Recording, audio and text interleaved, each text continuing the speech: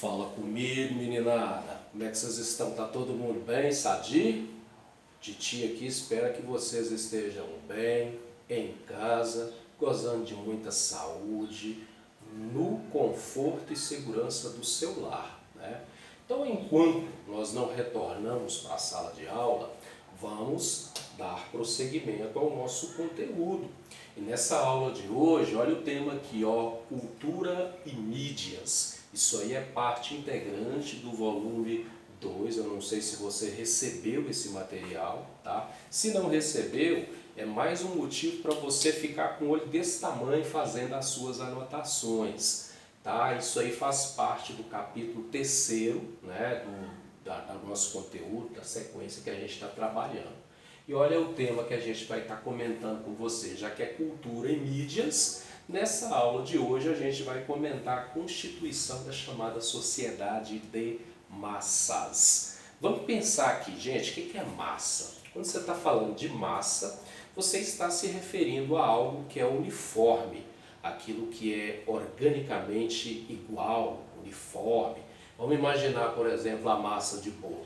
Para a massa de bolo ficar perfeita, ela tem que estar assim, ó, absolutamente uniforme, sem qualquer coisa que traduza, né, como algo estranho ali naquela massa. Ela tem que ser igual, ela tem que ser absolutamente uniforme. Então, quando você está se referindo também a uma sociedade de massas, você também está se referindo a uma sociedade uniforme, né, onde os indivíduos agem, né, e pensam semelhantemente, fazem as mesmas coisas, consomem as mesmas coisas, por exemplo.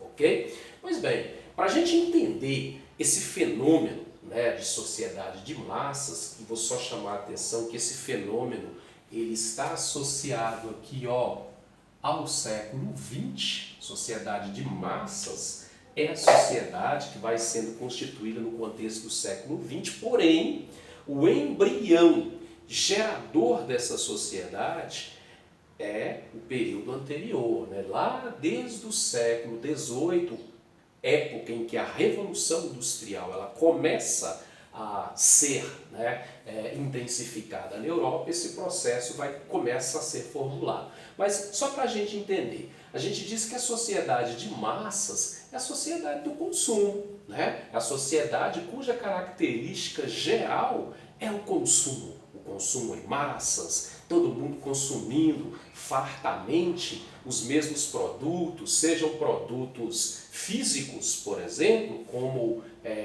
uma bebida, sejam produtos não físicos, não materiais, como um filme, por exemplo, ou uma música, né? Então é a sociedade do consumo. E a sociedade também da padronização. É uma sociedade onde, por exemplo, as identidades ou as diferenciações culturais, elas muitas vezes costumam ser achatadas em virtude do próprio consumo padrão, não é? E é também a sociedade da mídia, aí ó, a sociedade da comunicação. É a sociedade onde os meios de comunicação, rádio, TV, jornal e atualmente a internet exercem uma influência muito grande. A mídia ela acaba funcionando como um pivô, como uma ferramenta que integra os indivíduos. Integra no sentido de levar os indivíduos a pensarem e agirem de maneira muitas vezes semelhante. E é também, meus caros, a sociedade urbanizada, né? Nós estamos pensando aqui em cidades, né? E é óbvio que todo esse processo aqui de formação dessa sociedade de massa, ou seja, sociedade do consumo, da padronização, da comunicação, sociedade urbanizada, a base disso, conforme eu já tinha comentado, a Revolução Industrial. A Revolução Industrial ela vai mudar a maneira de se produzir bens e também serviços, introduzindo, né, a máquina no processo de produção. Só que essa Revolução Industrial ela vai trazer uma série de consequências ou desdobramentos. A própria urbanização, as pessoas vão migrar do campo para a cidade. A Revolução Industrial ela vai criar uma forma diferente de produzir, tá? Os produtos vão ser produzidos em série, né? Os produtos vão ser produzidos numa escala muito grande e essa produção em grande escala, ela vai favorecer tanto a padronização desse consumo, por exemplo, lá nos Estados Unidos, o que tornou possível a difusão do estilo americano de vida, né, que é aquele estilo consumista, foi justamente um modelo industrial de produção. O Fordismo, que produz em grande escala, né, numa escala gigantesca, produtos semelhantes. Então, o Fordismo ele é um modelo, um sistema de produção atrelado à própria Revolução Industrial. Né? Foi uma mudança na própria maneira de se produzir industrialmente os produtos. Então a gente diz aqui, na verdade quem disse isso aqui foi um sociólogo alemão chamado Karl Marx. Ele vai dizer que um dos efeitos da Revolução Industrial e consequentemente do próprio sistema de produção capitalista foi o efeito de transformar o trabalho humano em mercadoria. Dentro do modelo capitalista, né, tudo se caracteriza pela difusão e circulação do capital. E nesse processo, o próprio trabalho humano ele passa a ser vendido e trocado. A partir do momento em que ele é vendido e trocado, ele se converte numa mercadoria. O trabalhador vende a sua força de trabalho em troca de um salário. Só que o que acontece, gente? E isso o Marx também ele vai denunciando isso. No sistema capitalista, com o tempo, não apenas o trabalho humano se converte em mercadoria, mas outras dimensões da vida humana vão também sendo mercadologizadas. É o neologismo que eu estou usando, ou seja, vai se tornando, vai se convertendo em mercadoria. Né? Quais são as outras dimensões? Por exemplo, eu sou um ser trabalhador.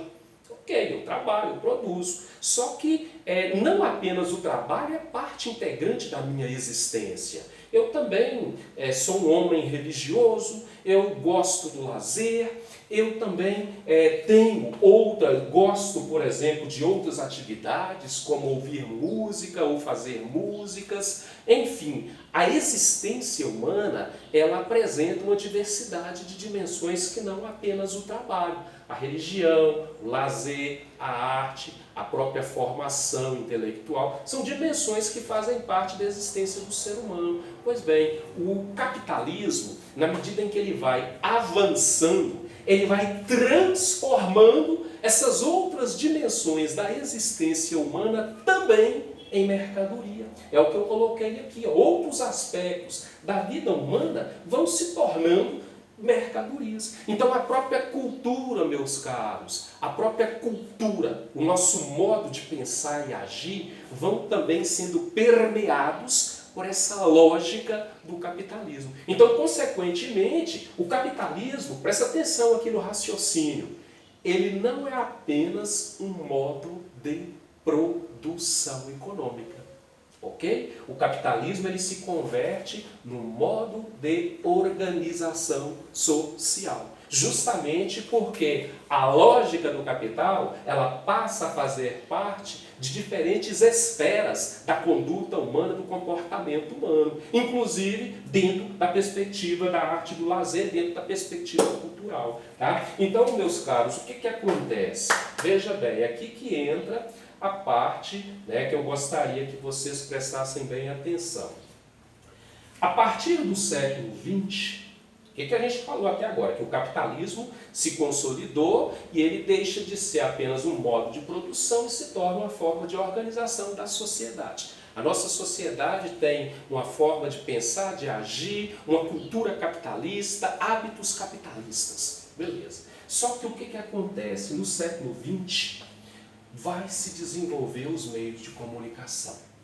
Beleza? No período pós-Primeira Guerra, o rádio, né? E depois lá na década de 40, e aqui no Brasil na década de 50, a TV, né? A TV chega aqui no Brasil na década de 50, por incentivo do próprio Estado, JK e tudo mais. Né? Mas o que eu chamo a atenção é o seguinte, os meios de comunicação, O rádio, por exemplo, inicialmente, eles foram sendo utilizados para quê? Para estimular ou para informar as pessoas a respeito, por exemplo, das próprias ações e objetivos do Estado, qual seja a guerra. Então, quando você vai perceber, por exemplo, lá no início dos anos 30, por exemplo, no contexto dos anos 30, os meios de comunicação, no caso o rádio, jornais, tanto no Brasil, principalmente nos Estados Unidos, eles acabaram se tornando aqui importantes ferramentas para estimular e convencer a população, por exemplo, sobre a sua participação, a sua adesão, aprovação ou não da questão ligada à guerra. Só que terminou a Segunda Guerra, por exemplo. Aí, meus caros, você vai perceber, inclusive nesse caso, os meios de comunicação acabavam sendo uma espécie de ferramenta, né, que o próprio poder público utilizava para, né, manipular ou fazer a cabeça da população a partir do seu interesse. Beleza. Só que a partir do momento em que termina a Segunda Guerra Mundial e, principalmente, a indústria americana deixa de concentrar sua produção para o nível bélico, deixa de produzir arma, bomba, a indústria americana, consequentemente, ela vai difundir, ela vai variar a sua produção. É nesse momento que os meios de comunicação vão se converter agora numa ferramenta que vai alavancar o consumo. Então, os meios de comunicação agora, né, no contexto do século XX, eles não mais serão, principalmente a partir da década, no período pós-Segunda Guerra, eles serão utilizados agora como meio de difusão, como meio de disseminação dos produtos da indústria americana. Tá? E não apenas como difusão de produtos materiais, mas vai difundir filmes, vai difundir visão de mundo, vai difundir um modelo de homem feliz, né? Um modelo de homem bem realizado. Portanto, os meios de comunicação eles se tornarão, portanto, a mola propulsora do consumo das massas. E a partir do momento em que os meios de comunicação, inclusive, né, na medida em que eles vão sendo facilmente difundidos e, como se diz, não difundidos, na medida em que os meios de comunicação eles se tornam acessíveis às pessoas, por exemplo, hoje a internet, você vai perceber que essa função dos meios de comunicação se tornará ainda mais abrangente, porque a internet é um meio de integração muito mais facilitado e por meio dela o consumo vai se tornando cada vez mais massificado. Então, a partir do momento em que os meios de comunicação vão se tornando alavanca para o consumo, cria-se ou resulta desse processo o que nós vamos chamar aqui de cultura de massa.